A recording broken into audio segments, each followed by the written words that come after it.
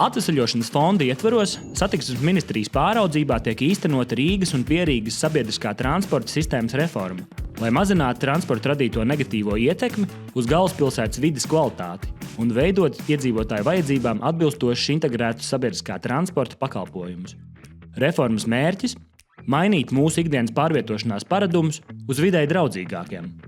Daudziem šķiet, ka no punkta A līdz punktam B ir ērtāk nokļūt ar automašīnu, nevis sabiedrisko transportu, piemēram, vilcienu. Taču zini, kas ir galvenā vilcienu priekšrocība? Ar tiem sastrēgumos nav jāstāv. Lai pārvietoties ar vilcienu būtu vēl ērtāk, pašreiz 8 Rīgas un Pierīgas dzelzceļa stacijas pārtop par multifunkcionālām stacijām 2.0.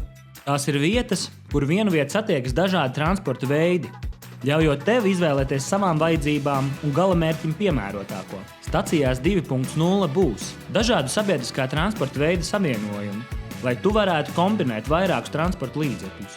Salāgots transporta grafiks, lai nav ilgi jāsēž pieturā, kā arī bezmaksas velo novietnes un autostāvvietas Carnikavas un Salkrastas stacijās. Līdz 2026. gadam par stacijām 2.0 pārtaps dzelzceļa stacijas Bolderājā, Šķirotavā, Zemitānos, Sarkandaugavā, Dauderos, Ziemeļblāzmā, Carnikavā un Salkrastos.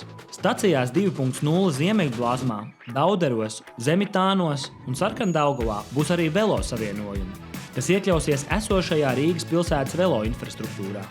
Šķirotavas stacija tiks sasaistīta gan ar velo infrastruktūru, gan ar 7. tramvaja un 15. trolejbusa līniju pagarinājumu. Pirmās stacijas ar paplašinātu funkcionalitāti Rīgā un Pierīgā top ar Atvesaļošanas fonda finansējumu, un to izbūvi nodrošinās Rīgas valsts pilsētas, Ādažu un Salkrastu novada pašvaldības.